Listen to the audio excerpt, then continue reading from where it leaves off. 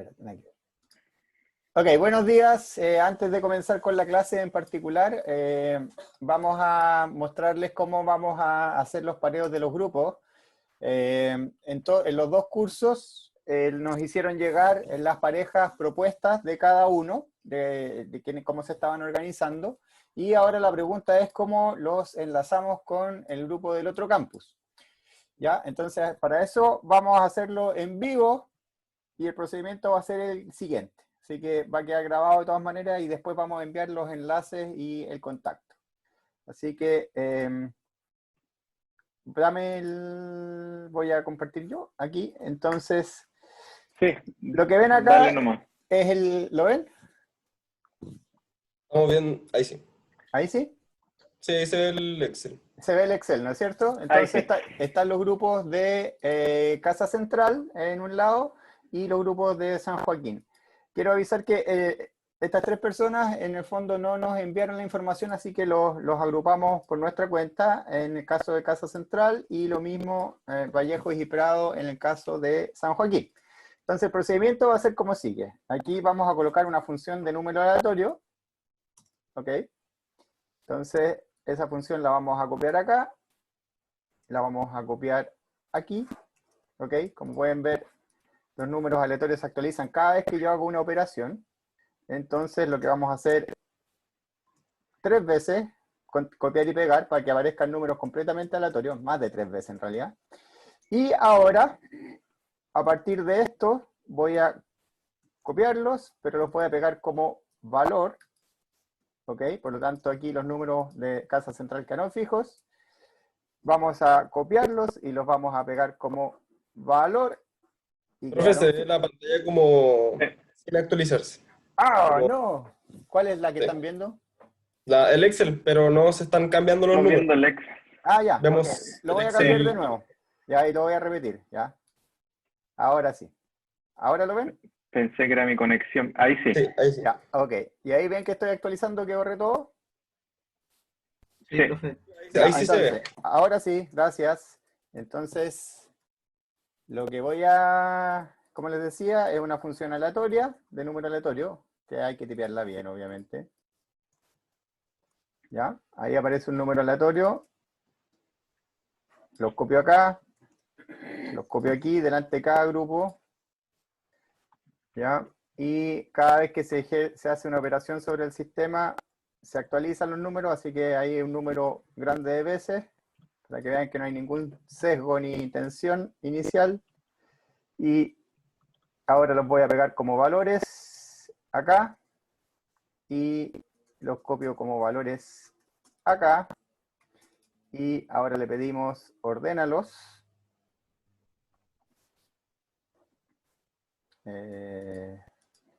A partir de la columna B, PANC, y ordénalos a partir de la columna Daisy.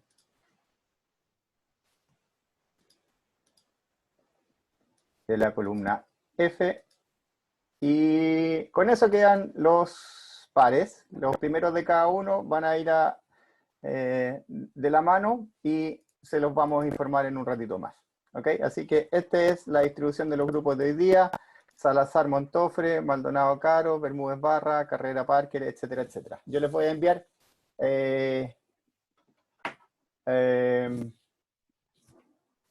les voy a enviar el detalle, ¿ya? En un rato más. Ok, eso era todo.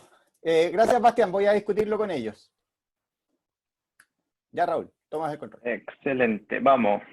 Bien. Voy a compartir mi pantalla entonces. Ya, vamos a continuar. Ahí la ven, ¿cierto? Sí. Ya, excelente. Vamos a continuar entonces con lo de canales abiertos. Esto parece que fuese a mí, por lo menos, como que fuese un mes atrás cuando la última clase, en realidad creo que van 2 semanas. Pero de todas maneras, imagino que hemos perdido un poquito el hilo en esta semana. Ojalá hayan podido ver la ayudantía, hacer algunos ejercicios para que en el fondo haya cierta continuidad. Después vamos a tener la otra semana de receso, que es la de vacaciones, pero la idea es que podamos mantener la continuidad de la mejor manera posible. Ya, entonces, hoy día vamos a ver específicamente lo correspondiente al resalto hidráulico, que apareció en la clase anterior. Ya apareció hacia el final, cuando estábamos viendo los cambios de pendiente, nos dimos cuenta, después del análisis que hicimos, que había un caso en particular, cuando estábamos pasando de pendiente fuerte a pendiente suave, en que nuestro análisis, de acuerdo al comportamiento de los ríos y torrentes, ¿cierto?, nos daba que había un conflicto ahí, porque ninguno de los dos tenía que cambiar cuando llegábamos al cambio de pendiente, y la única forma entonces de hacer compatibles los niveles de las profundidades de escurrimiento es mediante un cambio súbito en la altura, que es lo que se conoce como resalto hidráulico. Y ahí tiene algunas otras consecuencias que vamos a discutir en esta clase. Entonces, como Raúl, repaso, ¿cierto? Parece que no se ve el... Yo veo negro. No se ve el... Oh.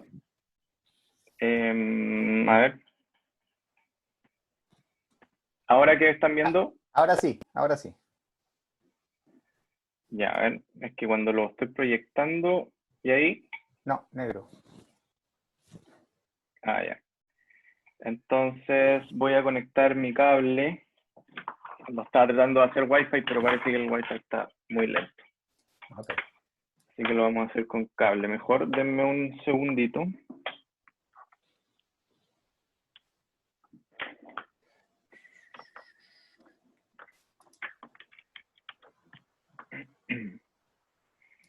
Entonces...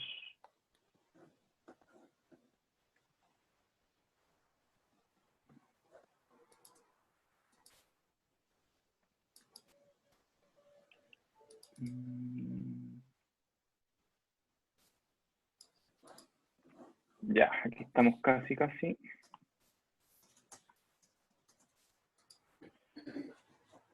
Ya, voy a dejar de compartir entonces aquí. Y voy a compartir desde...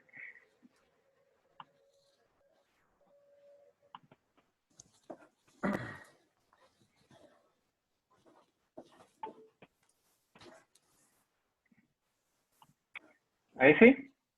Sí. ¿Se ve el...? Sí, se ve. Excelente. Ya. ¿Y si paso, lo ven ahora? Sí. Ya, súper. Ya, entonces esto es una de las grandes conclusiones de la clase pasada, ¿cierto? El comportamiento de los ríos y los torrentes.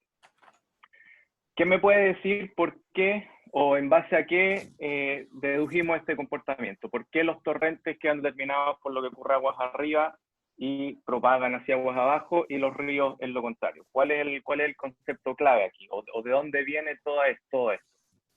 ¿Se acuerdan?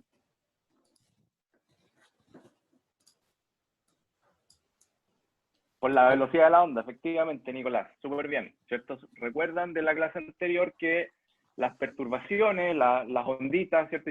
Vimos un ejemplo de la propagación de una onda en el canal, y por onda, en el fondo, estamos pensando en perturbaciones, y por perturbaciones podemos pensar en los cambios de pendiente, cambios de rugosidad, cambios de sección transversal, y cómo esa información entonces se propaga en el canal.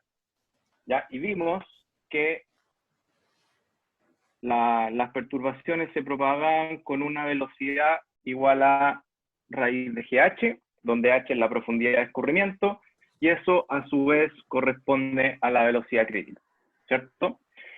Por tanto, los torrentes tienen una velocidad del flujo que es mayor que la velocidad crítica, y por lo tanto esta perturbación no puede viajar hacia aguas arriba, y es totalmente arrastrada hacia aguas abajo. Y los ríos, por el contrario, que tienen velocidades menores a la velocidad crítica, porque son un flujo con número de flux menor a 1, ¿cierto?, pueden transmitir la información hacia aguas arriba. Entonces, esa diferencia en el comportamiento nos hace que finalmente los torrentes quedaran determinados por lo que ocurre aguas arriba, y por lo tanto tienden a su altura normal aguas abajo. Y aquí tenemos estos ejemplos, ¿cierto? El M3, el S2 y el S3. El M3 aquí, el S2 ahí, y junto con el S3, ¿cierto? Quedan definidos por lo que ocurre aguas arriba y van a propagar esa información, o van a querer tender a su altura normal hacia aguas abajo. Los ríos, por el contrario, quedan determinados por aguas abajo y tienden a su altura normal hacia aguas arriba, ¿cierto? Entonces ahí aparece el perfil M1, que la dirección del flujo, ¿cierto? Pareciera como que se aleja de su altura normal, pero si lo miramos bajo este esquema de que los ríos quedan determinados por lo que ocurre aguas abajo, entonces va a tender a su altura normal hacia aguas arriba. Lo mismo con el perfil M2 acá y con el S1, ¿cierto? Entonces, en base a esos comportamientos, después nosotros pasamos a ver, ¿cierto? En la clase anterior a esa, habíamos visto esta ecuación del DH en DX, ¿cierto? Y con esa nosotros podíamos ver individualmente, y así fue como dedujimos todos estos perfiles, el M1, el M2, el M3, que son las únicas, ¿cierto?, posibles tipos de perfil que pueden existir en cada una de esas pendientes, ¿ya? Y después lo que vimos en la clase pasada, entonces, cómo conectarlo, ¿cierto? Cuando hay un cambio de pendiente hidráulica a lo largo del canal y vengo con un tipo de perfil, entonces, ¿cómo lo conecto con el que sigue después para poder trazar al menos cualitativamente cómo varía la altura de escurrimiento a lo largo del canal?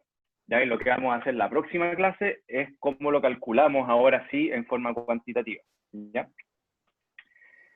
Entonces, un ejemplo para ver si nos recordamos cómo trabajar.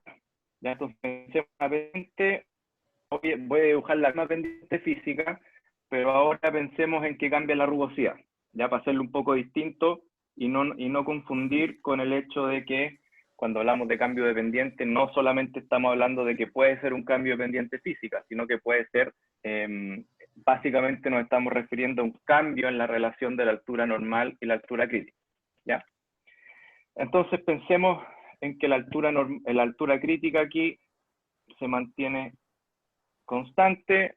Acá digamos que tenemos una cierta rugosidad N1 y acá pensemos que tenemos una rugosidad N2 que es mayor a N1, ¿ya? ¿Qué pasa con las alturas normales? ¿Dónde es mayor? ¿En el tramo 1 o en el tramo 2?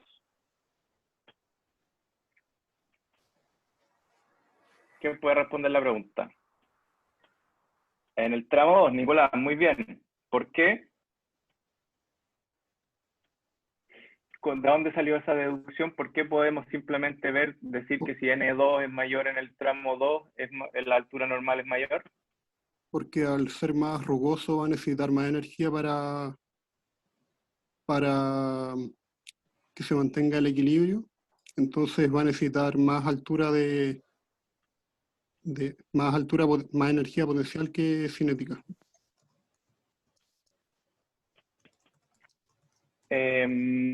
Ya, en realidad no, acá acuérdate que el balance de energía aquí, si bien influye, no es exactamente, bueno, de todas maneras sí, porque el J, ¿cierto?, que finalmente nos determina nuestra pérdida de carga, está relacionado con la velocidad, ¿cierto? Y nosotros sabemos que en condición de altura normal el I es igual al J, y por lo tanto cambios en la rugosidad van a tener que llevar a cambios en J, y entonces lógicamente vamos a necesitar, para poder llegar al balance que tú dices, en este caso, y como bien lo respondiste tú, llegar con una altura normal un poco más grande, ¿ya? Una respuesta tal vez un poquito más simple, si bien está bien lo que dijiste, Nicolás, pudiese haber sido mirando simplemente la cuestión de Manning, ¿cierto? Q por N, raíz de J igual al área, radio hidráulico elevado a 2/3, ¿cierto? Aumentos en el N se van a traducir entonces aumento en lo que está al lado derecho de la ecuación, y eso implica un aumento también en la altura, ¿ya? Entonces, efectivamente, pensemos en que además tengamos una pendiente suave y aquí va una altura normal. Ahí, y como ya bien dijeron ustedes, en el tramo 2 tengo esta otra altura normal. ¿Ya? Pensemos además que los tramos son muy largos los dos, como lo hicimos en la clase pasada. Entonces, ¿cómo conecto estos dos tramos? ¿qué pasa con este que alcanzó su altura normal por acá arriba? La va a seguir, va a querer seguir con su altura normal, ¿cierto? Lo vamos a dejar hasta ahí. Este otro que alcanzó su altura normal hacia aguas abajo, entonces va a querer, y recordemos que los dos aquí son ríos y van a tener un flujo cuadrado menor a 1. Ya, porque están con altura normal por sobre la altura crítica según lo hemos dibujado. Entonces, de acuerdo a esto, siempre va a mandar nuestra condición de aguas abajo, porque vamos a estar trabajando con río. Entonces, este, que alcanzó su altura normal, la va a querer, ¿cierto?, propagar, y nadie lo va a sacar de su altura normal hasta el cambio. Y este otro, ¿cierto?, que es perturbado aguas abajo, va a tener que obedecer lo que pasa ahí aguas abajo, y va a tener que empalmar este nivel de altura aquí, ¿cierto? Y va a tener que hacer algo como eso. ¿Ya? ¿Qué tipo de perfil es este?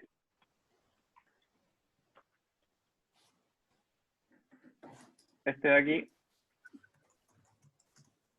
es un M1, ¿cierto? Bien, Catalina, Nivaldo, Marcelo, efectivamente un M1. ¿Ya? Nicolás, tienes la mano arriba. Profe, me queda la duda acá en este caso, como son perfiles muy largos, se podría deducir que los extremos alcanzan la altura normal, pero si no fueran lo suficientemente largos en caso de río o torrente, no sabríamos qué ocurre en los extremos, ¿verdad? ¿Cómo se comporta? Solo en el cambio podríamos definir una curva. Exacto, sí. O sea, puede que sean lo suficientemente largos de tal manera que en alguna parte se llegue a altura normal, entonces ahí tú sabes que va a ser algo como esto y es fácil de trazar el perfil. Ahora, si tú no lo sabes, lo que ocurre, ¿cierto?, hacia muy aguas abajo, hacia aguas arriba, de alguna manera vas a tener que... pueden existir ciertas condiciones de borde que te den alguna pista de lo que está ocurriendo en esos extremos, pero de todas maneras, cuando se encuentran estos dos flujos subcríticos y tenemos un paso de pendiente suave, un poquito más suave, va a tener que ocurrir con un M1, ¿ya? Y lo que ocurre hacia allá y lo que ocurre hacia allá, bueno, vas a tener que verlo entonces de acuerdo a las condiciones particulares del problema, ¿ya?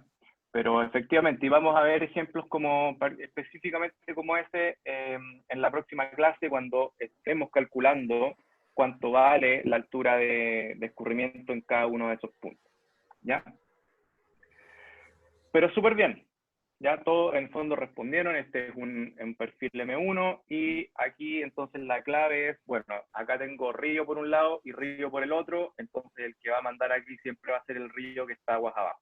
¿Ya? Y ese va a ser el nivel que acá se va a mantener fijo y es el otro, entonces el que se va a tener que adaptar, ¿ya? Si tenemos el caso de los torrentes, bueno, es al contrario, ¿cierto? El que alcanzó altura normal aguas arriba va a ser entonces el que la va a querer propagar y nadie lo va a sacar de ahí y va a ser el otro torrente, pensando en que ahora podemos tener la situación inversa, ¿cierto? Acá tengo la altura crítica, tengo la altura normal aquí y voy a tener otra altura normal un poquito más abajo acá, ¿ya? En este caso, pensemos, da lo mismo porque cambió la altura, puede ser un cambio en el N, un cambio en la pendiente, lo importante es que tengo estas relaciones de altura normal y crítica, entonces aquí tengo fruit cuadrado mayor a 1 por un lado, fruit cuadrado mayor a 1 por un lado, por el otro lado los dos son torrentes, y por lo tanto si los tramos son muy largos, entonces este alcanzó altura normal por ahí y la va a querer propagar hacia aguas abajo, va a propagar esa información y nadie lo va a sacar de ahí, pero en cambio este otro torrente que está acá, ¿cierto? En el tramo 2, lo están perturbando aguas arriba y va a tener que adaptarse entonces al nivel que hay aquí aguas arriba y va a tener que hacer, nosotros ya vimos que va a tener que hacer algo así, ¿cierto?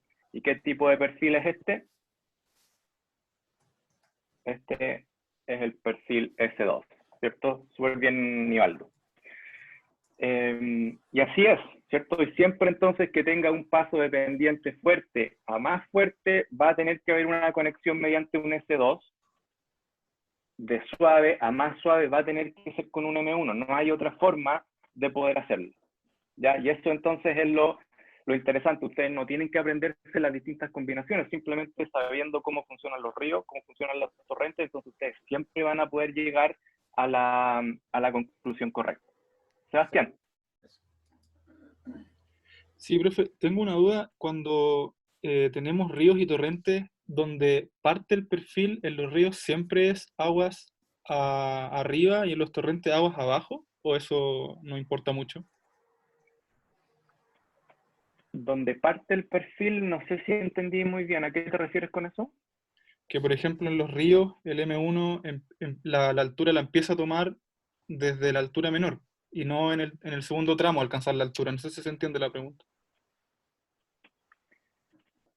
Como que en el fondo aquí tengo ese punto y este otro, como que en ese sentido dices tú. O sea que No, esa altura que alcanza hacia el segundo tramo sea después del cambio pendiente. ya. Esta de aquí, esa va a ser por condición de borde, ¿cierto? Y dado que este río en el tramo 2 alcanzó su altura normal, esa va a tener que hacer la altura normal del tramo 2. Entonces este M1 va a ir entre la altura normal del tramo 1, que sería este punto de acá, y la altura normal del tramo 2. Esos van a ser los dos puntos que este perfil M1 va a tener que conectar. ¿Ya? Ahora, ¿en qué distancia? ¿Cuál es esta distancia? Eso todavía no lo sabemos, pero vamos a ver cómo calcularlo, ¿cierto? Porque podemos pensar en que podemos tener un M1 que es cortito o podemos tener un M1 que es muy largo. Ya en general los M1 son perfiles que son bastante largos y que uno apenas nota que hay un cambio en la altura. O sea, el delta X es más bien largo. Pero esto no sabemos cuánto es todavía, pero de todas maneras, mañana, no mañana, el próximo lunes vamos a ver cómo poder calcular ese delta X. ¿Ya? No sé si te quedó más claro ahí. Sí, profe, gracias. Súper. Ya. Bueno, este era para que pensáramos un poquito lo que vimos en la clase pasada. Entonces, así, independiente de qué tipo de pendiente hidráulica tenga, vamos a poder conectar los distintos tipos de perfiles. ¿Ya? Tenemos que tener claro entonces cómo funcionan los ríos y los torrentes y cuáles son las diferencias. Ahora, y esto está relacionado con la pregunta que hizo Sebastián, parece, o Nicolás, ¿cierto? ¿Qué pasa cuando en realidad no hay, yo no puedo asegurar, por ejemplo, que hay altura normal para poder dibujar el perfil? ¿Ya? Y ahí es donde viene este concepto de los puntos de control. ¿Ya? Son secciones de altura de escurrimiento conocida en alguna parte del canal que permiten entonces la obtención del eje hidráulico. ¿Ya? Lógicamente, yo voy a necesitar algún punto de partida con una altura conocida para empezar a dibujar o empezar a calcular el eje hidráulico. Si no tengo esas condiciones de borde, entonces no tengo cómo partir. ¿Ya? Entonces ahí es donde se define lo que son estas secciones de control y lógicamente va a haber secciones de control que pueden estar aguas abajo, aguas arriba o secciones de control artificiales, y todas estas yo debería ser capaz de poder decir cuál es la altura de escurrimiento que está ocurriendo y en base a esa altura empezar el dibujo o empezar el cálculo. ¿Ya? Entonces, por ejemplo, en secciones de control de aguas arriba, en una pendiente fuerte, podemos pensar en que vamos a tener altura crítica en la entrada y por lo tanto al comienzo se tiene que desarrollar un perfil de escurrimiento S2. ¿Ya? Entonces esto podría ser, por ejemplo, cuando tengo un canal con pendiente fuerte y tengo que el agua entra desde un embalse, tengo un nivel de altura crítica por ahí, y tengo una altura normal que tiene que estar por debajo, ¿cierto? Si es que es pendiente fuerte. Y el agua va a querer entrar al canal entonces haciendo algo más o menos así, ¿cierto? Tengo un perfil S2 ahí, y por ahí en alguna parte al comienzo del canal, entonces vamos a estar pasando por la altura crítica. Y puedo tomar ese punto, entonces como un punto de control, y empezar los cálculos o empezar mi dibujo a partir de ese punto. ¿Ya? Y en este caso sería continuando con un perfil S2 hacia aguas abajo, un perfil de torrente, y ahí entonces yo tengo que ver si efectivamente alcanza a llegar a la altura normal o no. ¿Ya? Y vamos a ver cómo hacer esos cálculos en la próxima clase. Entonces, ese sería un posible punto de control. Una si pensando en la misma situación, podría tener ahora que el agua va a entrar al canal con un perfil M1 o con un perfil M2, por ejemplo. ¿Ya? En control de aguas abajo, si la pendiente es fuerte y el largo es bastante grande, entonces se podría alcanzar un perfil S1 o S2 y eso también me va a dar entonces puntos para poder controlar el eje hidráulico. O finalmente puntos artificiales, ¿cierto? Que son estructuras que fuerzan alguna altura. Y ahí un ejemplo típico es, por ejemplo, una compuerta, ¿cierto? Pensemos que tenemos el canal, voy a tener una compuerta que va a tener una cierta abertura, y esa compuerta entonces va a forzar aquí una cierta altura en esa sección conocida, y después entonces puedo empezar el cálculo a partir de esa altura. O pueden ser otras estructuras, como los vertederos que vamos a ver también hacia el final. Nicolás, ¿qué nos referimos con eje hidráulico? El eje hidráulico es llamémoslo el h de x, ya sea poder ya sea dibujar o calcular punto a punto cuánto es cómo varía la altura de escurrimiento en función de x. ¿Ya? Entonces siempre es como el perfil, efectivamente, el perfil de escurrimiento, el perfil de la altura, ya que también en términos más formales le llamamos eje hidráulico. Y es entonces poder determinar, predecir cómo varía h, la altura de escurrimiento, en función de la coordenada de x a lo largo del canal. Ya a eso nos referimos con eje hidráulico. Entonces, como les decía, pregunta Catalina. Catalina.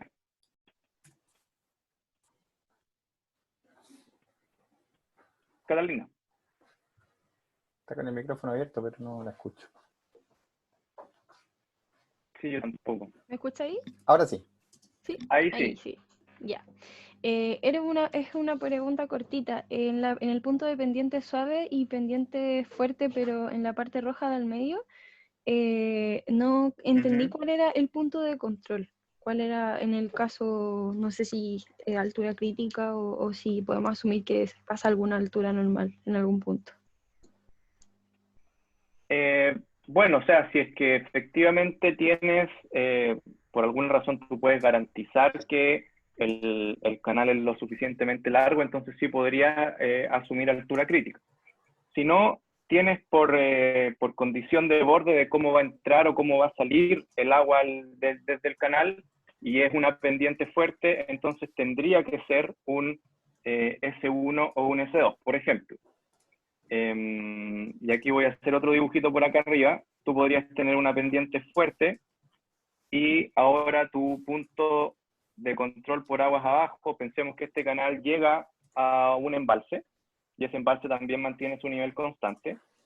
Entonces viene aquí con una altura de torrente porque es una pendiente fuerte y tiene que de alguna manera llegar a este punto de acá, ¿cierto? Entonces ahí, aquí, bueno, pensemos en que esta altura es mayor a la altura crítica, esta altura del embalse, y por lo tanto corresponde a una altura subcrítica. Lo que tendría que ocurrir, como estamos pasando de torrente a una altura de río, es que tenga que ocurrir un resalto, que es justamente lo que vamos a ver en la clase de hoy día, y después entonces tiene que ocurrir ahí un perfil S1 para poder conectar esa altura que ahora es de río en una pendiente fuerte, finalmente con el nivel que tiene el embalse. ¿Ya? Entonces esa podría ser un ejemplo de cuando un control de aguas abajo podría ser con un perfil S1. ¿Ya? Ahora, si es que el nivel del embalse, por ejemplo, está más abajo, entonces ya no va a corresponder un S1, ¿cierto? Podría corresponder, por ejemplo, un S2. Ya, si es que tuviésemos, por ejemplo, un nivel de agua del embalse por acá. Ya, ahora no tengo por qué tener un resalto, porque no estoy pasando a una altura de río. Sin embargo, sí voy a tener que empalmar este punto que está ahí con ahora, por ejemplo, un perfil S2. ¿Ya? Entonces, a eso nos referimos con los niveles de control y los perfiles que se alcanzan. Y ahora el punto de control aquí tendría que ser ese y ese. Ese es el que te da la altura. Pero para poder llegar a ese nivel, vamos a tener que entonces llegar con algún tipo de perfil. Y eso te dice a ti cómo va a ir variando la altura cercano a tu punto de control, porque tú vas a pescar ese punto de control y vas a tener que entonces de ese punto, tú tienes que saber, bueno, la altura comienza a bajar o comienza a subir hacia donde a ti te interesa. ¿Ya? Entonces, si bien conoces la altura ahí, también tienes que conocer el tipo de perfil que va a llegar a esa altura para empezar el cálculo. ¿Ya? Ah, ya, profe. Ahí me quedó más claro, gracias. Súper. Entonces eso, el control puede ser con aguas arriba, puede ser desde aguas abajo, puede ser con algún tipo de estructura artificial. Lo importante es que tengan al menos un punto, ¿cierto?, donde ustedes conozcan la altura en el canal para empezar el cálculo. ¿Ya? Si no, en el fondo no tenemos cómo amarrar el sistema para poder efectivamente ver cuánto vale la altura de escurrimiento. ¿Ya? Ya, entonces con eso, la idea es que ahora ustedes trabajen por unos minutitos, los vamos a separar en grupos y sean capaces de trazar el eje hidráulico, ya HDX, en este canal, que tiene una pendiente suave al comienzo, después pasa a pendiente fuerte y después vuelve a pasar a pendiente suave y tiene una compuerta ahí en el tramo intermedio. El único tramo que pueden asumir que es largo, muy grande, es el primero. Ya, y eso ustedes ya saben lo que significa, entonces les da una condición para poder partir. Y después la idea entonces es que conecten estos distintos tramos de acuerdo a lo que hemos visto. ¿Ya? Raúl, yo no puedo armar Entonces, los grupos. yo lo armo. Ojo que aquí la respuesta no es única porque no le hemos dado ningún número, ¿cierto? Solamente pendiente suave, pendiente fuerte, así que hay muchas posibilidades para el eje hidráulico. Lo importante es que sean consistentes con las reglas que hemos visto. Ya cómo se comportan los ríos y torrentes, pasos de cambios de pendiente y ese tipo de cosas. ¿Ya? Entonces, a ver, voy a armar los grupos. Entonces, la idea es que traten al menos de dibujar uno de los posibles ejes hidráulicos y después lo podemos discutir cuando volvamos. ¿Ya? ¿Quedó claro cuál es la idea? Sí. Vamos. Esto es súper importante. ¿Ya? Si pueden dibujar un eje hidráulico aquí, ya nos da un buen comienzo de que entendieron súper bien lo que hemos estado discutiendo respecto a los cambios de pendiente. Ya, entonces nos vamos. Volvemos en unos 5 minutos. ¿Ya? Ya, y dale. nos fuimos.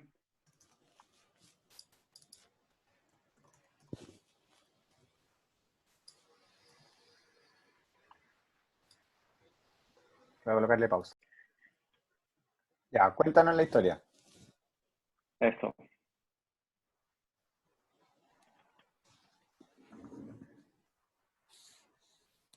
Y ahora sí, que estaba muteado, perdón.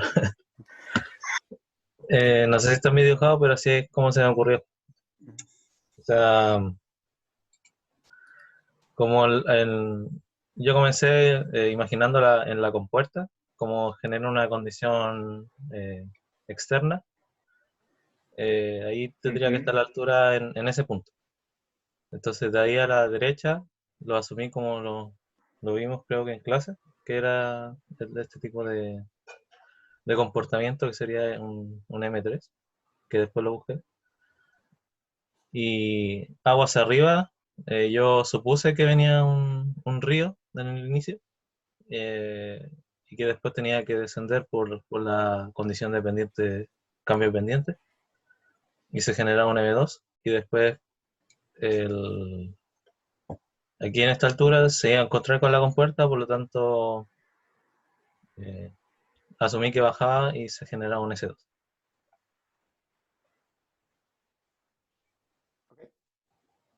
Y eso. Ya, chuta, justo me caí y me perdí la explicación. No, pero en general estaba bien. Había un par de detallitos. Básicamente, la pregunta, ¿cuáles fueron tus puntos de control, Javier? ¿Desde dónde comenzaste? A ver, ¿los pueden marcar con otro color? Para marcar un punto. Acá, Ya, ok. la compuerta, y el inicio lo asumí. Ya, perfecto. Ya. Y acá, bueno, fue el cambio de pendiente. Ya, y perfecto. Ya, y entonces, ese último que dibujaste, ¿qué características tiene ese punto de control? Este, Ujú. hay un cambio de pendiente de suave a fuerte. Ya, y ahí, ¿qué es lo que ocurre siempre?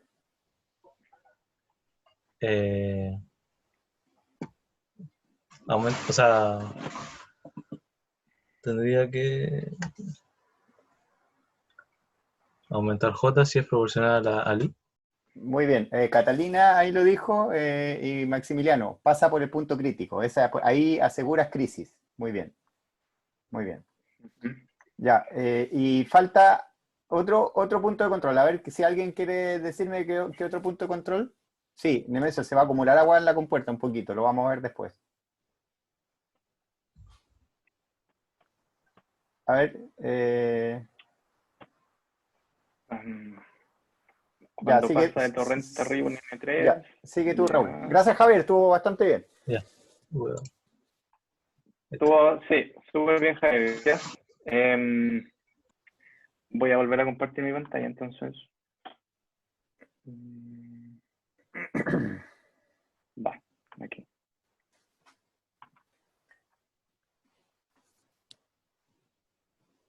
Ya, ahí hay un par de Ahí están preguntas. viendo, ¿no? Volvió a quedar en negro. Volvió a quedar negro, chuta. Profe, una ¿Sí? consulta. Si la altura normal de la pendiente fuerte está bajo el nivel de la compuerta, entonces la compuerta no afectaría. Va a depender de qué tan cerca esté la compuerta. ¿De qué tan largo sea el tramo? Exacto, exacto. Y lo otro, no alcancé a corregirlo, de que Raúl no vio esta parte de la explicación, el tramo que Javier dibujó como M3 en realidad es un S3. ¿Ya? Está bien los que comentaron hace un rato. Y de fuerte a suave debería haber un resalto, ¿cierto? Podría haber. Podría haber. Podría haber. Entonces, en realidad, ahí no está ese punto de control. Nicolás había sugerido que para cuando pasaba de torrente a río, ese fuera un punto de control. En realidad, todavía nos falta decir cuál es el otro punto de control. ¿El final, Pablo, por qué? ¿Ya? ¿Hay una caída? Sí, perfecto. ¿Ya? Parece que se cayó Raúl. Ya voy a seguir yo entonces. Efectivamente hay una especie, hay una caída, y cuando hay una caída, eso es el equivalente de pasar de una pendiente suave a una pendiente infinitamente fuerte, y ahí también vamos a pasar, por lo tanto, por crisis. Por lo tanto, el último punto de control que había era el punto al final de la sección, de todo el canal, en el cual también se podía imponer crisis.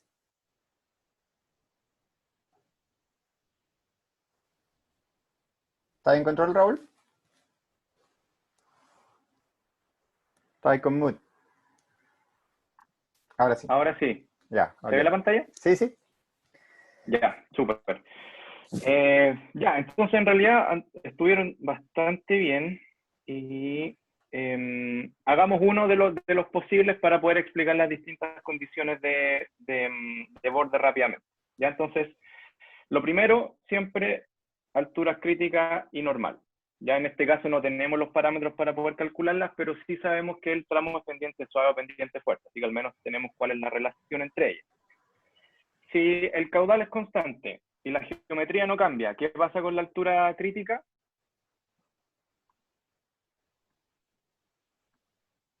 Cambia constante, súper bien, Gonzalo Nivaldo, excelente. Entonces la altura crítica la vamos a mantener aquí constante y digamos que en este nivel de aquí,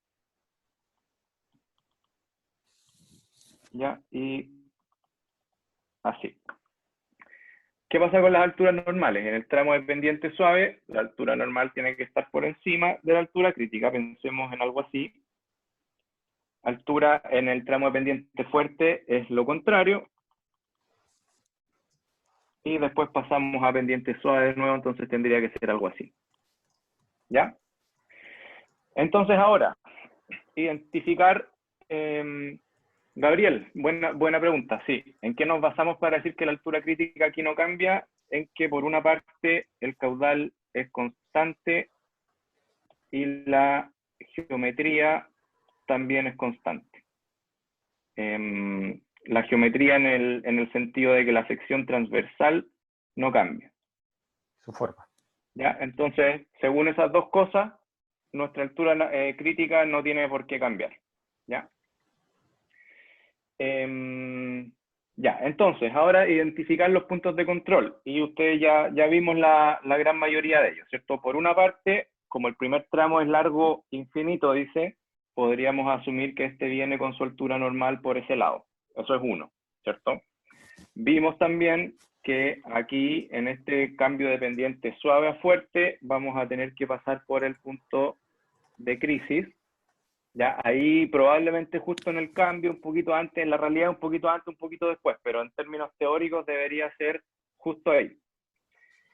¿Qué más tenemos? La compuerta va a fijar una altura de escurrimiento, ya, y eso lo vamos a ver con detalle cuando veamos el tema de las compuertas, pero aquí pensemos en que va a ejercer un control, y hacia el final, ¿cierto? Cuando tengo esta caída, que el canal termina abruptamente y, por ejemplo, cae a un embalse que está por acá abajo, con ese nivel de agua, el flujo va a tener que volver a pasar por aquí, ¿cierto?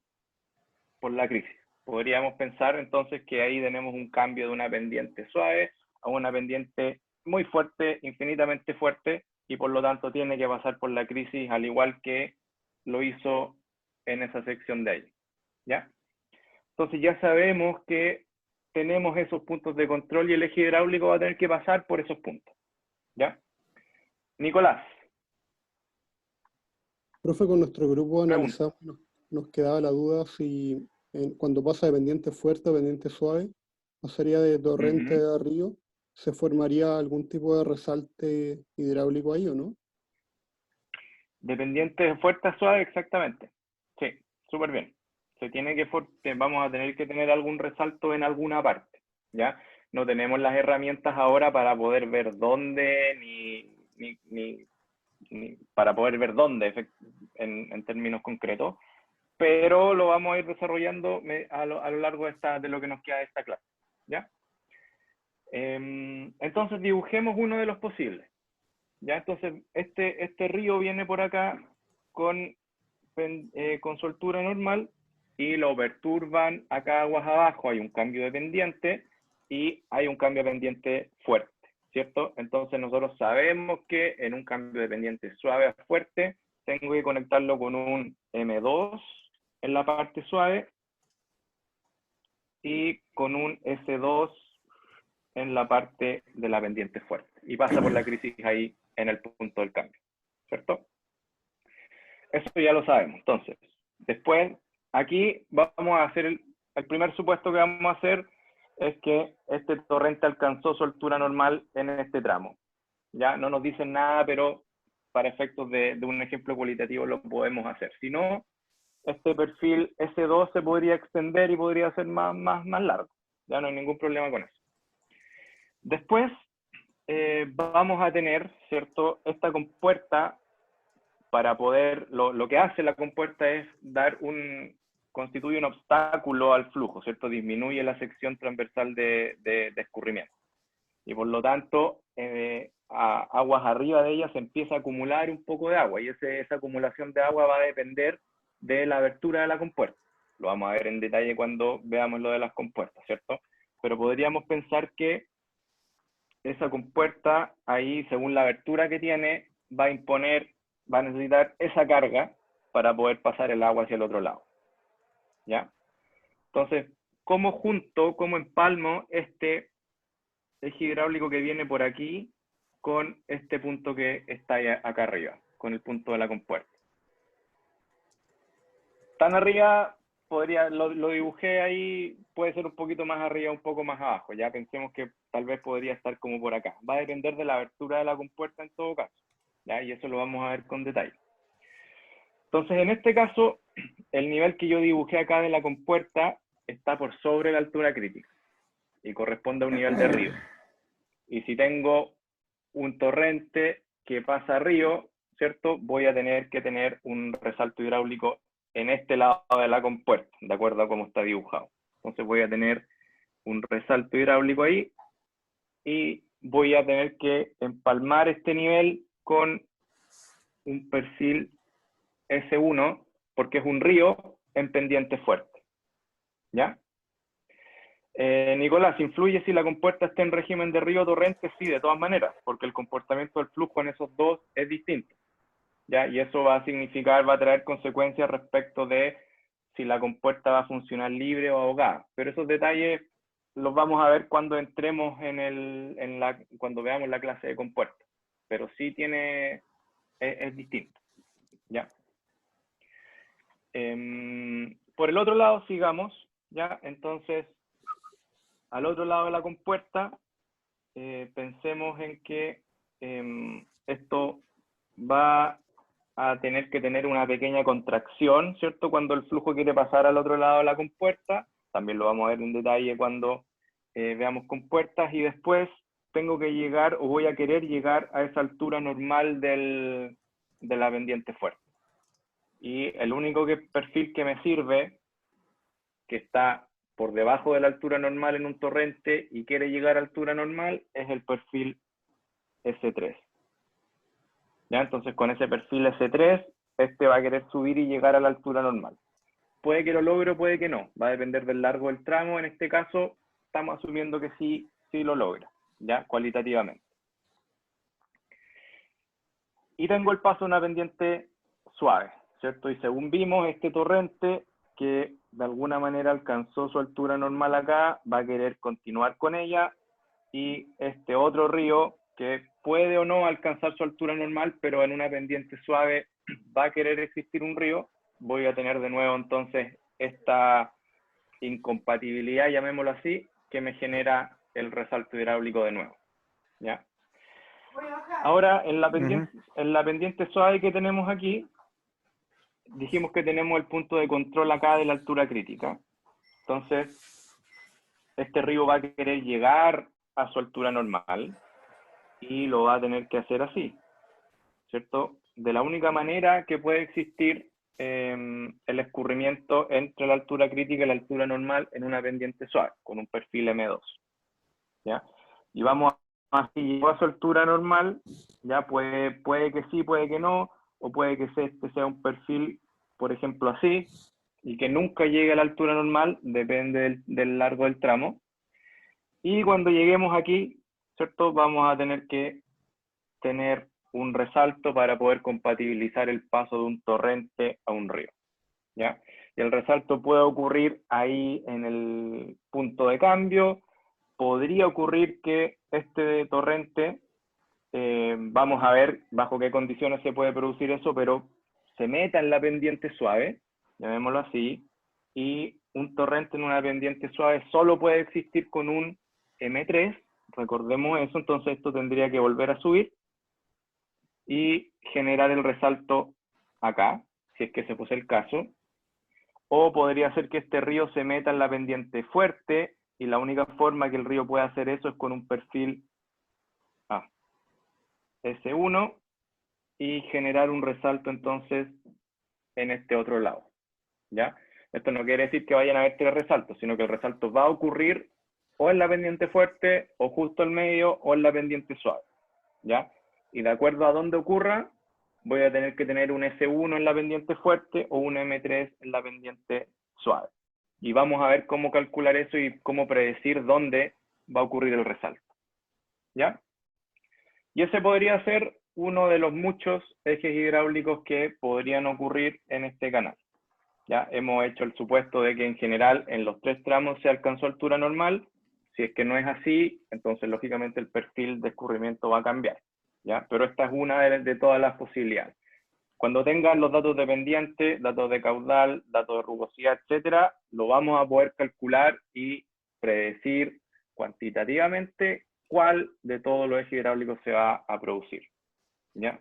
Y cuál va a ser la altura de escurrimiento en cada punto del canal, ¿ya? Pero por el momento, cualitativamente, aquí vimos un ejemplo de uno de los muchos ejes hidráulicos. ¿Dudas? Profe, en la caída el flujo se pega a la pared. Depende del caudal, básicamente. En general no. En general esto va a salir como en caída libre y va a salir como disparado hacia abajo. Si es que el caudal es pequeñito, podría querer entonces adherirse a la pared, ¿ya? Pero es una buena pregunta también. De todas maneras, nuestra condición de borde ahí es la altura crítica. Entonces ahí nosotros paramos de nuestro cálculo porque todas las hipótesis de cálculo de eje hidráulico y del DH en DX que hemos visto es para poquita curvatura, ¿ya? Y por lo tanto, cuando ya esto cae así como en caída libre, ninguna de las hipótesis que hemos visto aplica, ¿ya? Carla tiene una pregunta. Jacqueline. Carla.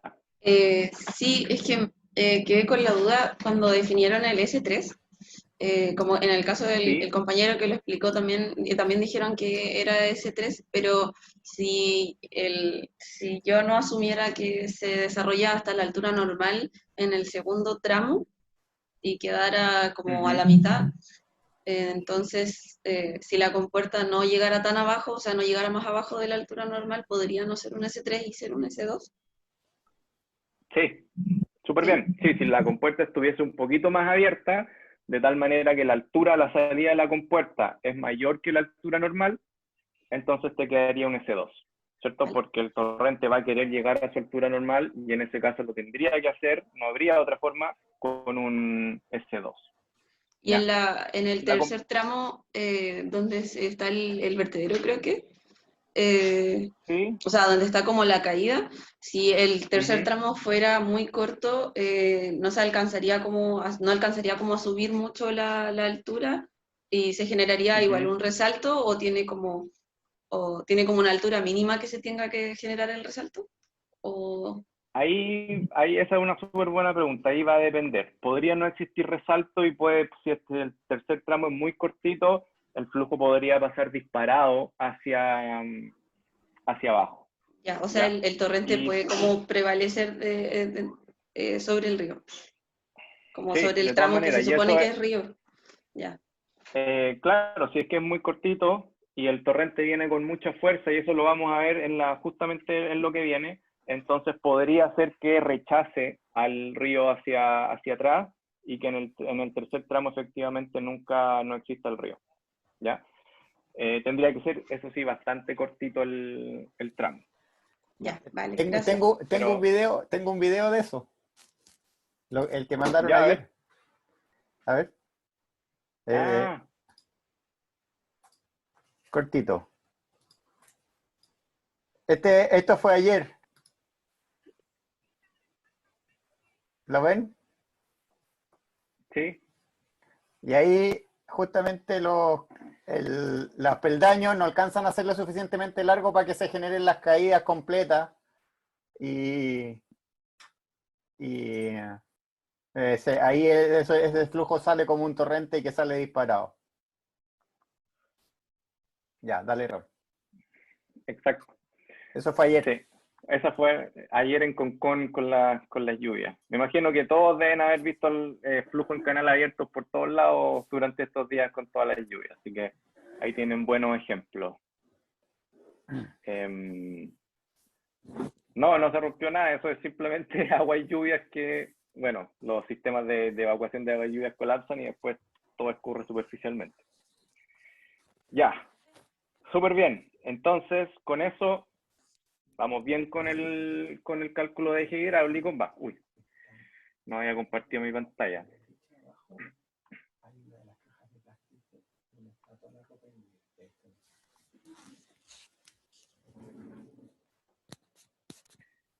Ahora sí, ¿cierto?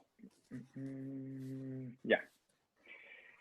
Entonces, bien, nosotros hemos visto este caso para la formación de un resalto hidráulico en el cambio de una pendiente fuerte a una pendiente suave. Nosotros dijimos que sí o sí va a tener que existir el resalto porque el torrente no quiere obedecer, el río tampoco, y por lo tanto tiene que haber ahí un cambio súbito en la altura.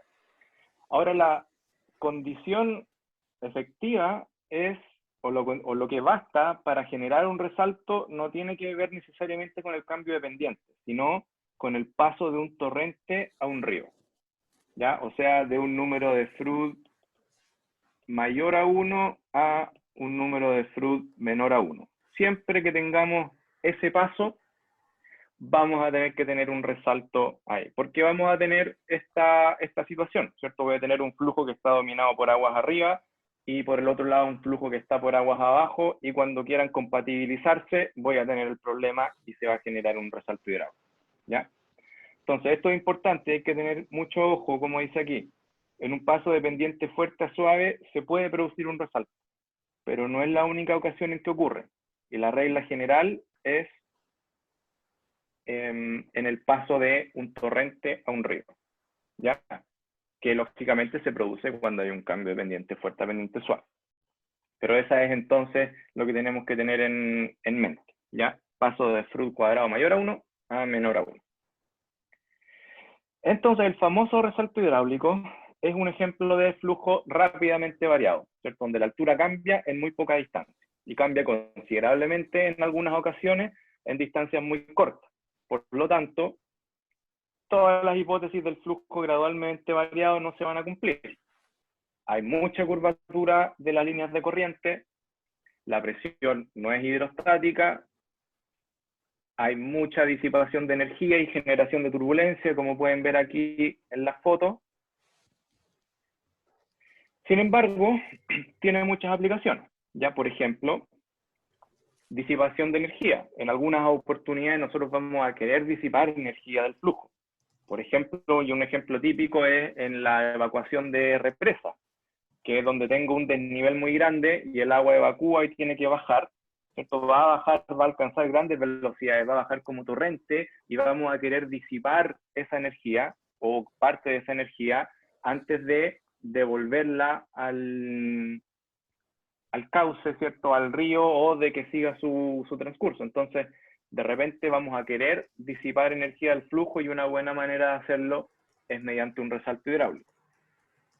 Es una singularidad, lo que nos referimos como una singularidad, igual que en tuberías hablamos de singularidades, por ejemplo en las válvulas.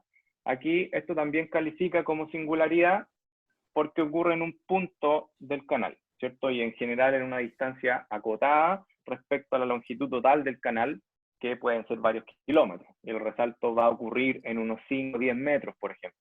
Ya entonces califica como singularidad. Muy bueno para mezcla también, si ustedes quisieran introducir algún tipo de sustancia en el canal, si la introducen donde está ocurriendo el resalto, la turbulencia la va a mezclar inmediatamente y la va a distribuir, ¿cierto?, de buena manera sobre el flujo hacia aguas abajo. ¿Ya? También es súper bueno.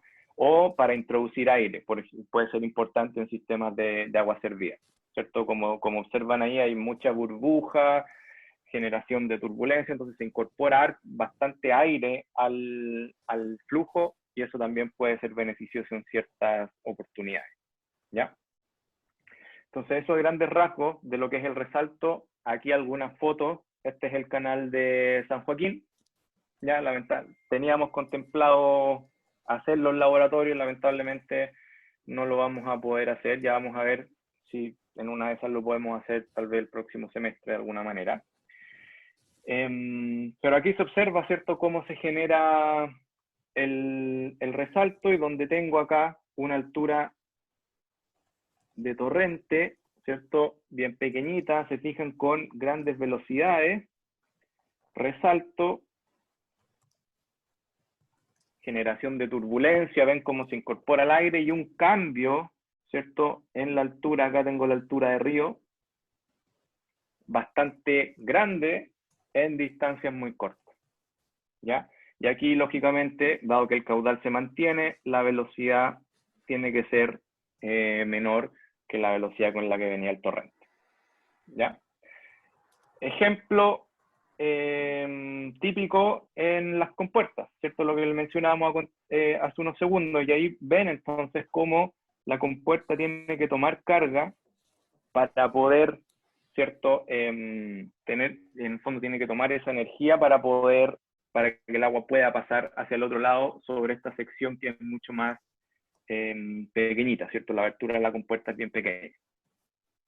Entonces, si se fijan, aquí no tenemos un cambio de pendiente en términos hidráulicos, porque el caudal se mantiene, todo se mantiene. Sin embargo, la compuerta impone un torrente acá a su salida, y en este caso nosotros estábamos forzando un nivel de agua más alto de río hacia aguas abajo, y por lo tanto tengo entonces el paso de un torrente a un río, y eso genera entonces el resalto ahí en alguna parte, ¿ya?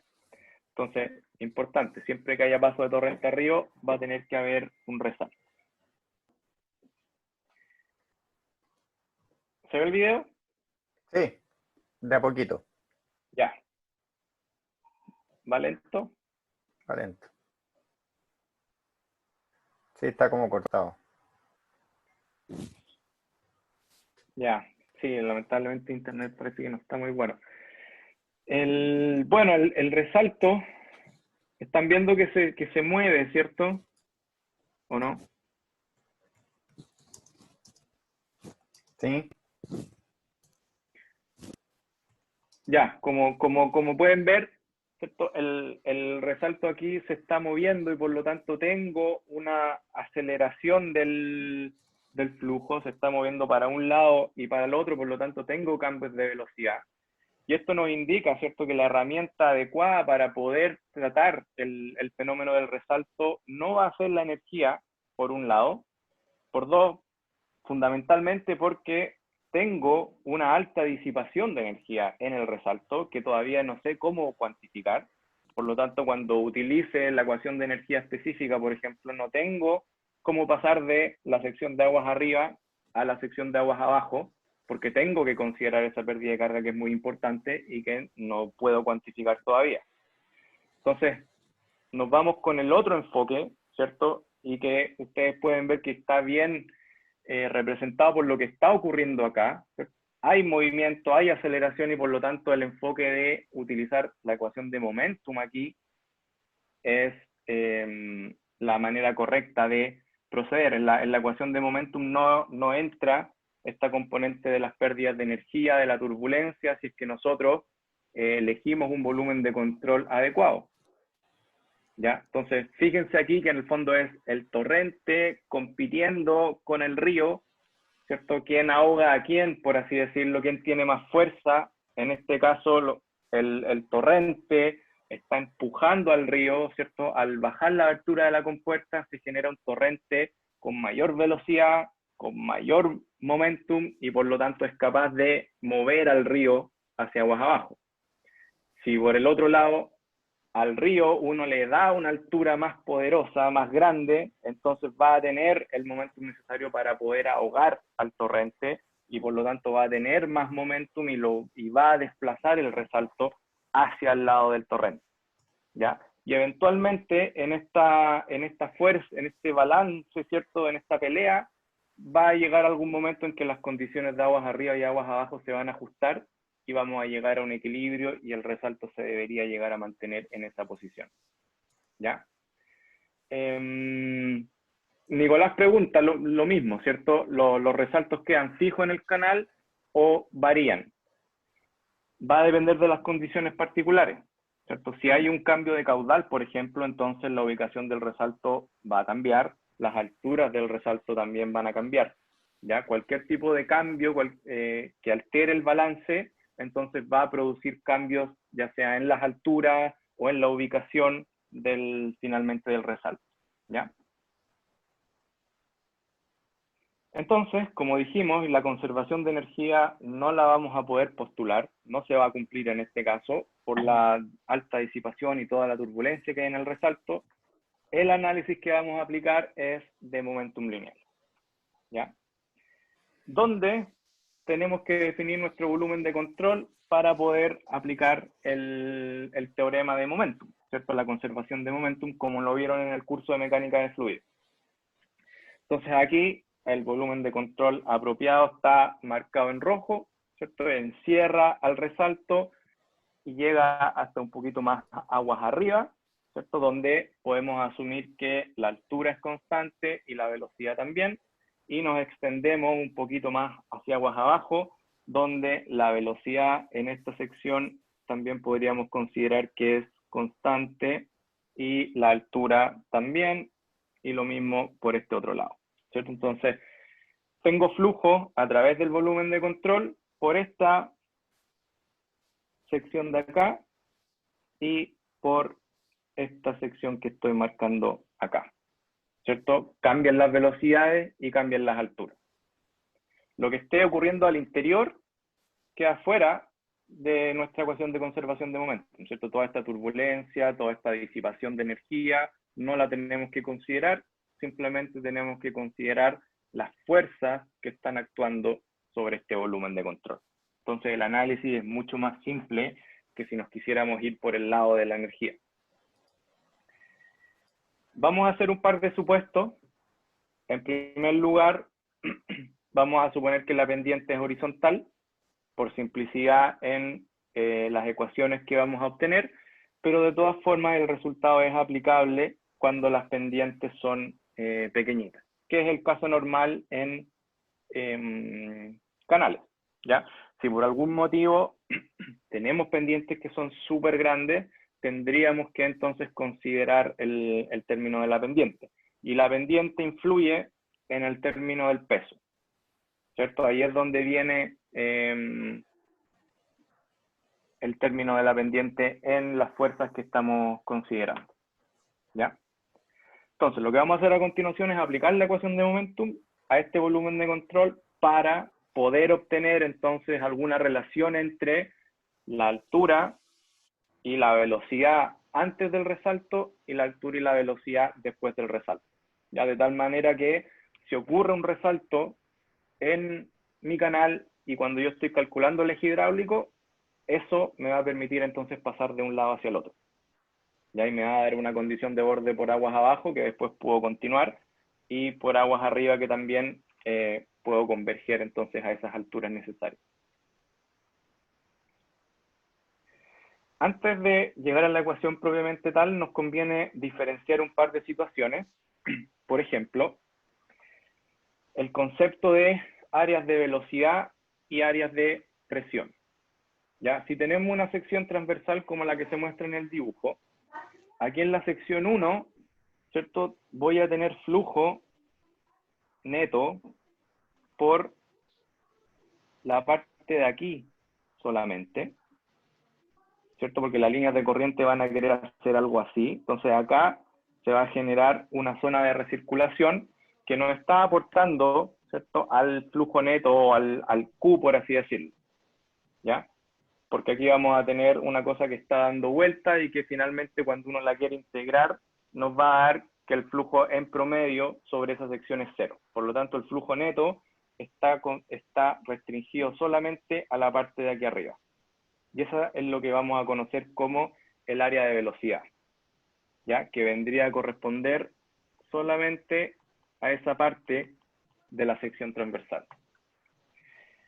La presión, por otro lado, va a estar actuando en toda la columna de agua, ¿cierto? Porque aun cuando no haya flujo neto, sí de todas maneras vamos a tener una componente de presión que va a estar actuando en toda la sección transversal. ¿Ya? Por lo tanto, el área de presión en este caso es distinta y está dada por toda la sección transversal. ¿ya? Porque en esta zona, que si bien no hay flujo neto, de todas maneras tengo una columna de agua y eso va a estar generando presión. ¿Ya? Entonces, en una sección como la sección 1, el área de flujo efectivo, o el área de velocidad y el área de presión son distintas. En una sección como la sección 2, ¿cierto? Alejada de este cambio, vamos a tener que el área de velocidad coincide, ¿cierto? Porque donde hay flujo va a ser por toda la sección, y la columna de agua también, lógicamente, está dada en toda la sección, por lo tanto, el área de velocidad y el área de presión coinciden. En ese caso, el área de velocidad y el área de presión no coinciden para este otro caso. ¿Ya? ¿Y por qué es importante diferenciarla? Porque cuando estemos calculando las velocidades, ¿cierto? Nosotros siempre vamos a hacer caudal partido en área. Es importante considerar el área de flujo efectivo para calcular la velocidad, ¿ya? Que vendría a ser entonces el área de velocidad. Hay que hacer esa diferencia, ¿ya? Entonces aquí, ¿cierto? Se fijan, el área, de todas maneras tengo una distribución de presión en toda la sección en la parte 1, en la sección 1, que es un poquito distinta que en la sección 2 porque la altura de escurrimiento puede variar entre ambas secciones, ¿ya? Pero lo que es importante considerar es que tengo flujo solamente por esa parte, ¿ya? Entonces eso como paso previo para diferenciar lo que son las alturas de presión y las alturas de velocidad. Considerando ahora que el resalto está en una posición estable, ahí quiere decir entonces que vamos a tener una situación de equilibrio en que podríamos decir que las fuerzas que están actuando por ambos lados, ¿cierto? Tienen que ser igual. ¿Ya? Entonces, aplicando la ecuación de momentum, sumatoria de fuerzas externas igual a ρ Q B2 menos B1, ¿cierto? Vamos a considerar las fuerzas de presión dadas por la columna de agua. Vamos a despreciar la fricción por dos motivos. En primer lugar, porque la disipación turbulenta aquí domina por sobre la disipación por fricción. Y por otro lado, porque las distancias son relativamente cortas. Acuérdense que el resalto es una singularidad y por lo tanto ocurre en un par de metros, y el X, donde uno debería integrar el esfuerzo de corte ahí, es bastante pequeño y por lo tanto al final resulta despreciable sobre los términos de presión, por ejemplo. ¿Ya? Entonces no vamos a considerar tampoco la fricción. El peso lo vamos a incluir solamente si la pendiente es muy grande. Pero como estamos bajo el supuesto de que las pendientes son pequeñitas, lo vamos a hacer sin el peso por el momento. Y el beta lo vamos a aproximar a 1, ¿cierto? Como si el flujo efectivamente fuera uniforme, el perfil de velocidad fuera uniforme en la sección 1 y en la sección 2. ¿Ya? Para simplificarnos un poco la vida, en flujo turbulento en realidad el beta es muy cercano a 1, no es exactamente 1, pero es 1.05 y por lo tanto aproximarlo a 1 no introduce grandes errores. ¿Ya? Entonces, el balance nos va a decir, por un lado, ¿cierto? A ver, dibujemos aquí la situación que vamos a tener. Vamos a tener una altura de torrente, resalto, altura de río, ¿cierto? Llamémosle esta la sección 1 y por acá la sección 2. Nuestro volumen de control era algo como esto. Y vamos a tener entonces la fuerza de presión en la sección 1 por ese lado, fuerza de presión 2 por ese otro lado. No estamos considerando el peso ni tampoco la fricción. Por lo tanto, esas son las únicas dos fuerzas que están participando aquí, fuerza externa. ¿Ya? Y por el otro lado tenemos entonces el término que viene del cambio de velocidad que hay entre la sección 1 y la sección 2, ¿cierto? Acordémonos aquí que el caudal es constante y eso implica entonces, ¿cierto? Que la velocidad en 2 es menor que la velocidad en 1, ¿cierto? Porque esperamos que la altura de río sea mayor que la altura del torrente. ¿Ya? Entonces la ecuación finalmente nos queda como FP1 por un lado menos la fuerza de presión en el otro lado es igual a ρQ V2 menos V1, ¿cierto? ¿Cómo calculo las fuerzas de presión? ¿Se acuerdan de la formulita desde el curso de mecánica de fluidos? Hay un gamma, ¿cierto? ¿Qué más? Rho GH, claro. Rho GH, ya, esa es la presión en un punto. ¿Cómo calculamos la fuerza sobre un área? Hay que integrarla sobre el área, efectivamente, y cuando hicieron eso en mecánica de fluidos llegaron a que era el gamma por un eta, y el eta es la profundidad al centroide geométrico, ¿cierto? Y por el área, ¿cierto? Entonces aquí, este es el área 1, y acá vamos a hacer la distinción entre el área de presión en la sección 1, ¿ya? Que en el caso que dibujamos, el área de presión es la misma que el área de velocidad, pero de todas maneras vamos a hacer la distinción porque en algunos casos puede que no lo sea. Y esta entonces es la profundidad al CG, ¿cierto? Siempre medida desde la superficie.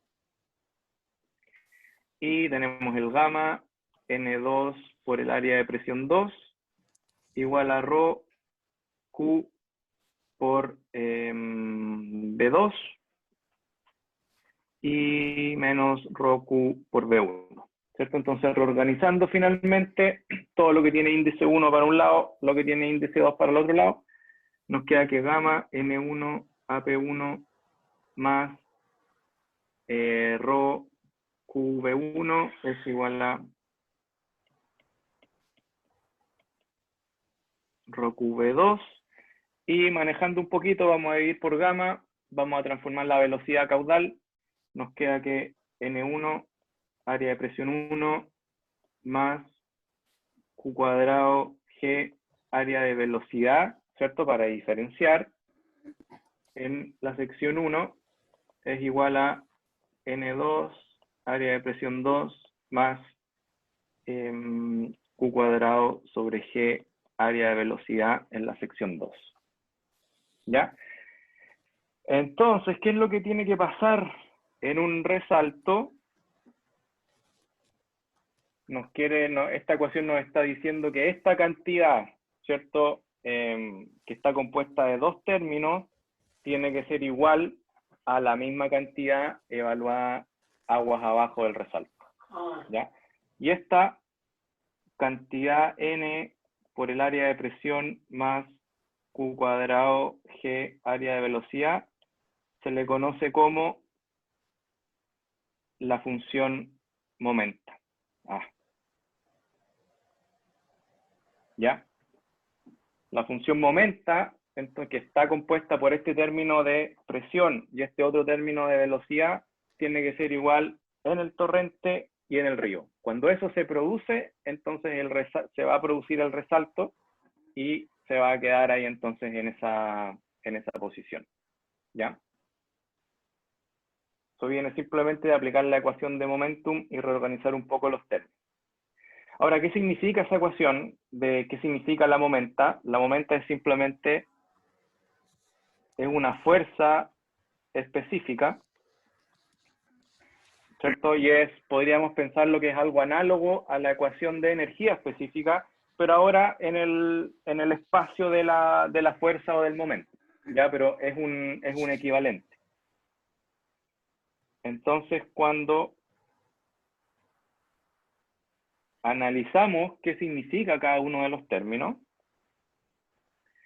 el primer término, que depende de la velocidad, corresponde al momentum del flujo que pasa por una sección por unidad de tiempo y unidad de peso. ¿Ya? Momentum a causa de la velocidad. Por el otro lado, ¿cierto? Tenemos la componente de la presión en cada una de las áreas y corresponde entonces a la fuerza hidrostática por unidad de peso.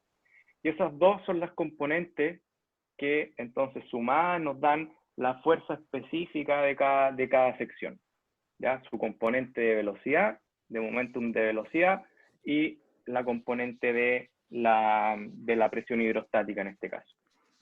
Y la suma de esas dos me va a dar un valor, ¿cierto? Tanto para el río y para el torrente. Entonces, si uno tiene mayor momento que el otro, eso quiere decir que tiene mayor momentum y lo va a querer empujar, ¿cierto? Y el otro, como no tiene tanta fuerza, se va a tener que dejarse empujar hasta que finalmente se pueda llegar al equilibrio, y en ese punto se va a producir entonces el resalto.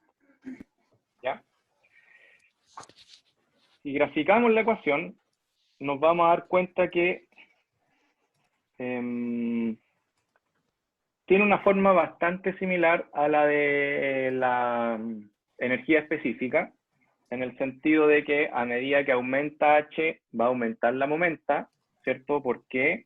Porque el término de la presión se hace cada vez más grande, la columna de agua aumenta, y por lo tanto el momentum también va a aumentar, por la función momento. Por el otro lado, cuando la altura disminuye, ¿cierto? Ahora es el término del momentum de la presión va a comenzar a disminuir, pero el término de la velocidad va a comenzar a aumentar, y por lo tanto la momenta también va a aumentar. Y por lo tanto, finalmente, el gráfico es como se muestra aquí, con un punto de mínima momenta, y entonces momentas mayores para alturas mayores, y después momentas también a medida que disminuye la altura, también la momenta tiende a aumentar. No tiene la misma asíntota que la ecuación de energía específica. Sí, Pablo, este gráfico es para un caudal específico. Entonces, si ustedes cambian el caudal, ocurre lo mismo que con la curva de energía específica. Si aumentan el caudal, la curva de momenta se va a desplazar hacia la derecha. ¿Ya? La curva de momenta comparte todas esas similitudes con la ecuación de energía específica. Si cambio la geometría, cambia la curva de momenta. Si cambio el caudal, cambia la curva de momenta. ¿Ya? Y para un mismo nivel de momenta, puedo tener dos alturas, ¿cierto? Una altura que es de torrente, ahí, y una altura que es de río, acá. ¿Ya? ¿Qué es lo interesante de esto? ¿Cierto? Que nosotros, de acuerdo al análisis anterior, dijimos que la momenta del torrente tiene que ser igual a la momenta del río en el resalto.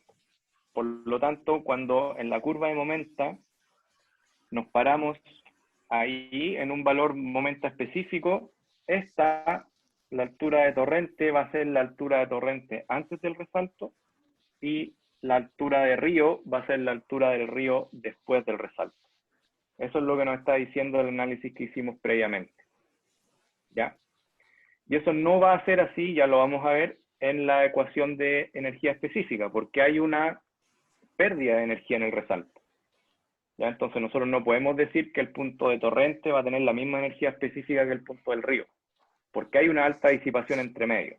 Lo que sí podemos decir es que en un resalto la momenta del río va a ser igual a la momenta del torrente. ¿Ya?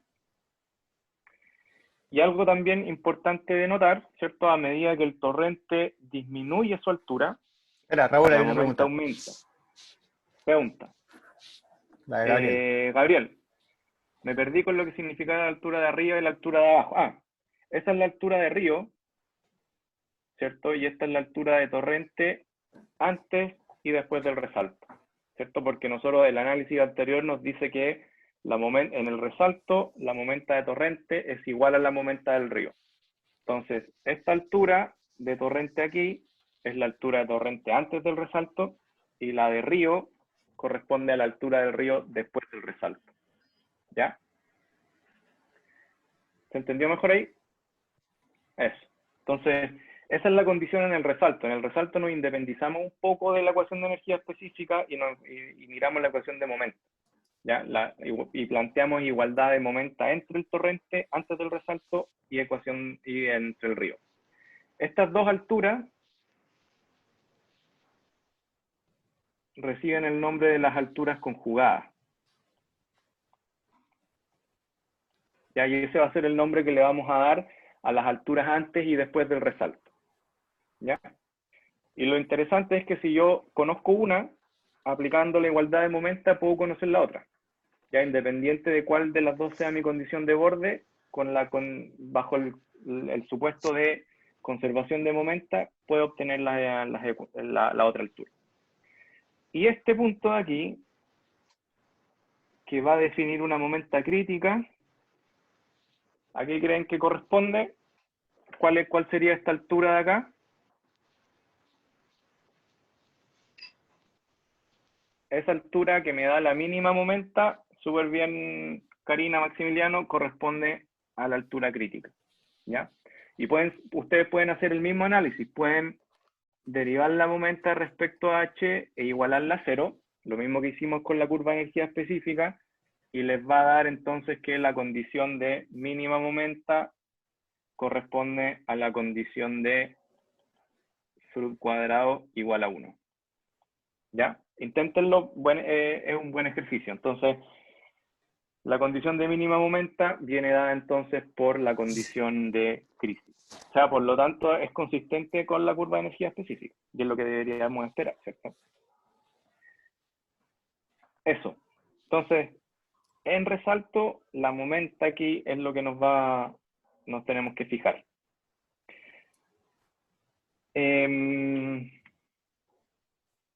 Finalmente, porque estamos casi en la hora, el resto yo creo que lo podemos dejar, o tal vez una más. El resalto, como dijimos, ¿cierto? Se va a producir en la sección donde la momenta o fuerza específica la del río se iguale a la del torrente. Y nosotros podemos plantear la igualdad momenta de torrente igual a momenta de río. ¿Ya? Si hacemos eso y hacemos un poquito de desarrollo, vamos a llegar a esta fórmula que ahora nos da la altura de río y la altura de torrente como función del número de Froude del torrente. ¿Ya? Entonces también puedo llegar y aplicar esta fórmula si necesito conocer la altura del río o la altura del torrente. Para el caso de una sección rectangular, la cosa siempre es un poquito más fácil porque la geometría es más simple y se pueden llegar a expresiones explícitas para la altura del río y la altura del torrente. ¿Ya? Pero estas dos son solamente para el caso rectangular. Si tienen otro tipo de sección, trapezial, triangular, lo que sea, entonces deberían aplicar o esta fórmula o simplemente volver al origen y plantear que la momenta del torrente es igual a la momenta del río. ¿Ya? Entonces, ¿cómo funciona esto? Pensemos en el caso que hemos visto, en el caso de una compuerta que impone un torrente a la salida y tengo una pendiente suave y por lo tanto un río hacia aguas abajo. Sí, Nicolás, el centroide es el centroide del área sumergida, para calcular la fuerza de presión.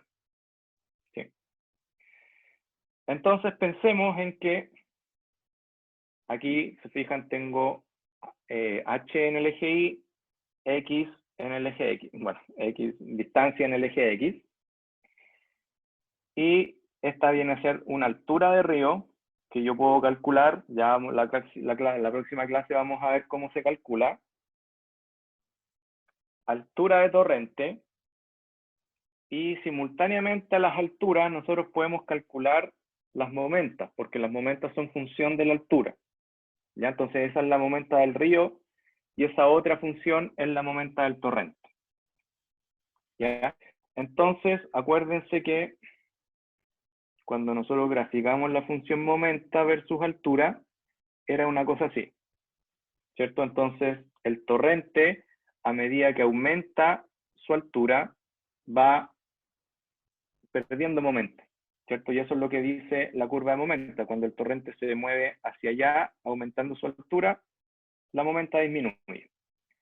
El río, a medida que va aumentando su altura, como muestra en la curva azul, va aumentando la momenta también, ¿cierto? Me voy moviendo en la parte de arriba del gráfico y la momenta aumenta. Entonces, como la momenta de uno va aumentando hacia un lado, la momenta del otro va disminuyendo hacia el otro lado, llega a un punto en que esas momentas se intersectan y es ese punto entonces donde se va a ubicar el resalto. ahí, y entonces el resalto va a tener que ocurrir en esa posición, porque en esa posición, con esas alturas, la fuerza específica del torrente es igual a la fuerza específica del río, y ahí es donde se genera entonces el resalto, ¿ya? No se preocupen de dónde salen estas curvas, porque eso lo vamos a ver en la próxima clase, cómo ir calculando SH, SH, SH en función de X, y lo mismo para el río. ¿Ya? Lo importante es que el resalto, ¿cierto?, se va a ubicar en el canal cuando la momenta del torrente se iguale a la momenta del río. Entonces la curva amarilla y la curva roja, cuando se intersectan, esa es la ubicación del resalto. ¿Ya? Todo esto es más o menos en forma aproximada, ¿cierto? Porque el resalto tiene una cierta longitud, ¿ya? Y este cálculo, en el fondo, podríamos pensar tal vez el punto de inicio o el punto medio del resalto, pero de todas maneras nos va a dar una buena ubicación en el canal donde deberíamos esperar que ocurra el resalto, ¿ya? Entonces, dejémoslo hasta ahí, terminamos la próxima clase con lo que sigue, que es cortito, súper corto. Pero lo que interesa entonces es que recuerden, para el resalto, momenta, ¿cierto? Y específicamente vamos a pedirle que la momenta del torrente sea igual a la momenta del río. La fuerza específica del torrente, por un lado, igual a la del río. Vi que alguien tenía la mano levantada por ahí. Pero... No, profe, fui yo. ya. Buenísima pregunta la de Bastián. Las olas del mar se pueden considerar como resalto. De hecho, así es como se modelan en general. Cuando la ola viene rompiendo, ¿cierto? Es como un resalto en movimiento, ¿ya? Y de hecho, así es como se modela en su gran mayoría. Esa es una muy, muy buena acotación ahí. ¿Qué más? ¿Quedó alguna duda, algo que no haya quedado claro respecto de lo de hoy? Eso es difícil, Catalina, algún margen de error en metros para la obtención del resalto.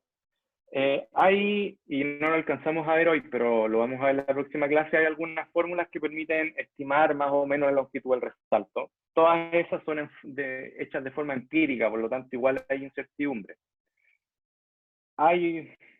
No, es difícil dar un número, pero cuando uno lo calcula por intersección de las curvas de momenta, es válido considerar que ahí se produce el resalto, ¿ya? Puede ser un par de metros antes y un par de metros después, porque siempre hay cosas que uno idealiza en sus cálculos que en realidad no son tan así. Entonces ahí es donde la realidad dice, bueno, es un poquito más hacia adelante o hacia atrás, pero no debería variar mucho, ¿ya? Y para efectos de diseño, perfectamente pueden asumir que esta les va a dar una ubicación del resalto. Como les digo, el resalto ocurre en 10 metros y el canal tiene kilómetros tal vez, entonces si en realidad ocurrió 2 metros antes o 2 metros después, para nosotros como ingenieros es prácticamente lo mismo. Así que, ¿qué más? Sebastián preguntó, ¿siempre que existe un embalse aguas arriba se impone altura crítica como punto de control? En general sí. Que el flujo va a entrar va a pasar por altura crítica cerca de la entrada. Esa es una buena aproximación para empezar los cálculos, ¿ya? Si es que la pendiente es fuerte, ¿ya? Porque si no, ¿cierto? Si es que esto va a querer ser pendiente suave, y el río va a querer estar por sobre la altura crítica. Pero si la pendiente es fuerte, entonces él va a querer bajar por bajo el nivel de altura crítica, y por lo tanto tendría que pasar por crisis bastante cerca de la entrada, ¿ya? Ya, pues, ¿alguna otra pregunta? ¿Dudas? Ya, entonces, Catalina. Profe, yo tengo una duda, pero es como con lo que pasó con las lluvias, por eso la quise hacer al final. Es que me di cuenta de que muchos pasoniveles se inundaron, que en realidad no es nada nuevo, pero quería saber, como, ya que estamos viendo estas cosas en el ramo, ¿por qué pasa eso? Me imagino que tiene que ver con el alcantarillado, pero me imagino que igual lo diseñan de forma de que aguante lluvias, entonces no entiendo por qué se inunda.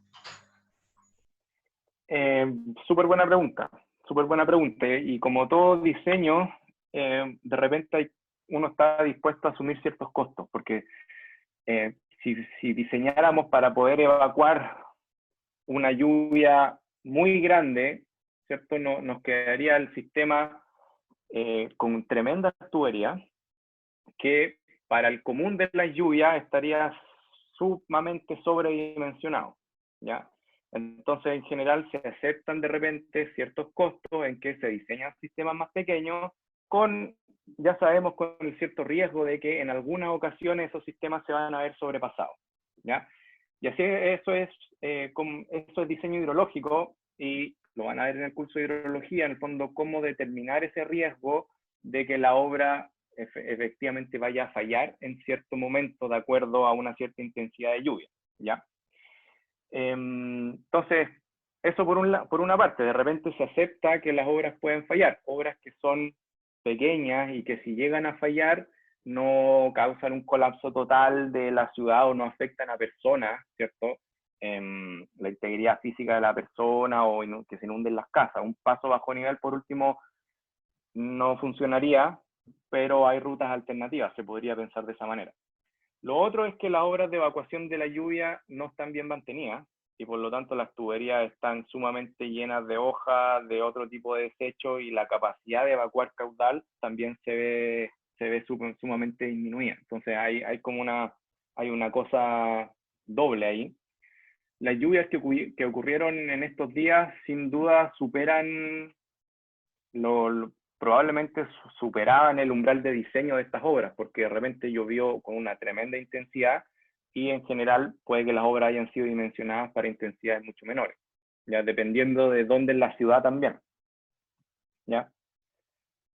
La profecía, y me quedó más claro, es que no entendía, por ejemplo, esa parte del diseño, que en realidad eran como diseños como convenientes, por decirlo así. Sí, porque acuérdate, en un diseño siempre va a tener lo técnico, cuánto debería ser la tubería para poder evacuar una cierta lluvia de diseño, y por otro lado va a tener lo económico, que en realidad, bueno, esa lluvia ocurre una vez cada 20 años, vamos a querer diseñar para vamos a querer poner esa tremenda tubería para una lluvia que en realidad no va a ocurrir casi nunca, o Claro. la hacemos un poquito más pequeña y permitimos que de vez en cuando se nos ahogue el sistema, por ejemplo. Y bueno, esos son costos que, claro, de acuerdo al presupuesto que se tenga, y también son estrategias del Estado tal vez, o de las distintas ministerios, organizaciones, cómo se podrán fijar. No, y me imagino que los seguimientos igual influyen harto, porque me di cuenta que varios de esos pasos niveles estaban cerca de poblaciones donde iban a botar basura. Entonces me imagino que con esta lluvia igual se acarrean mucho material como seguimiento.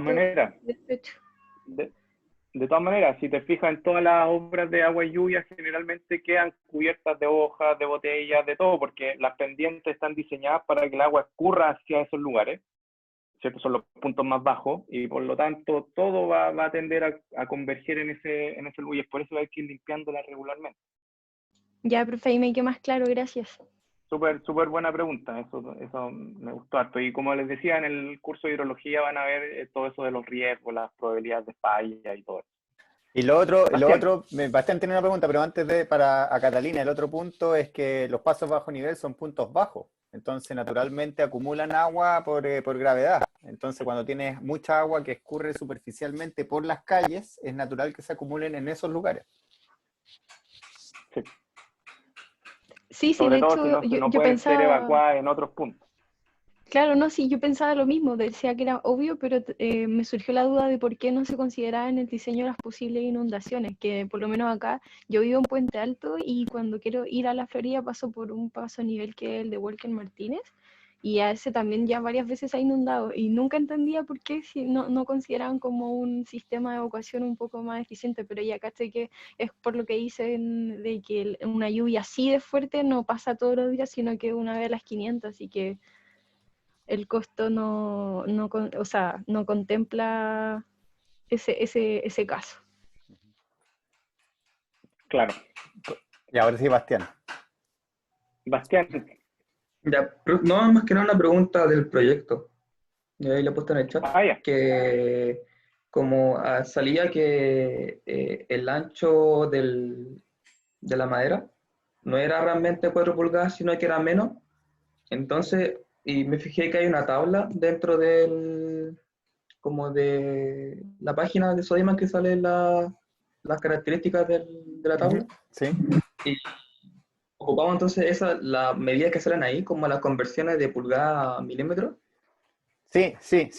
De todas maneras voy a tratar de ver el valor del final del pino cepillado y les digo cuántas son las dimensiones en milímetros, pero para que lo tengan No, es que ahí considerado. sale, en la tabla sale como que 4 pulgadas son ciertos milímetros. Entonces Ya. ahí igual Sí, ocupen está todo esa. listo. Ocupen esa, sí. Ya.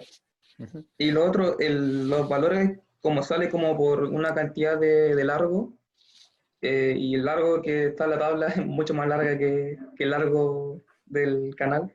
Sacamos el valor de la tabla como por unidad de largo. No, pues, o sea, piensa, si tú vas a ir a comprar, tienes que comprar la tabla entera. De ahí, si la utilizas completa, es otra cosa. Ah, ya. ¿Ok? Es como cuando vayas después. La idea de esto es que se vayan justamente poniendo también en la cabeza cómo después se cotiza y cómo se hacen las cubicaciones de los proyectos reales, digamos. Entonces, Ya. si tú tuvieras que ir a comprarlo, tienes que comprar la tabla entera. No le voy a poder pedir, me da los 10 centímetros que necesito. Ya, muchas gracias. Ya, y lo que quería agregar era, para el lunes vamos a hacer un Kahoot de lo que llevamos hasta ahora, similar al ejercicio que hicimos hace un rato, y le vamos a poner puntito de certamen. A todo esto, las personas que ganaron el Kahoot la vez anterior sí tienen sus puntos incorporados. Y pregunta también, todos los días, estoy seguro que todos los días, ustedes ven un resalto en sus casas, así que traten de buscarlo y lo traen el día lunes. Buena. Sí. Ya. Nos vemos, yo tengo clases. Otra. Listo, nos vemos, que estén bien. Ya, Chao, que estén muy bien. gracias. Chao. Chao, profe. Chao.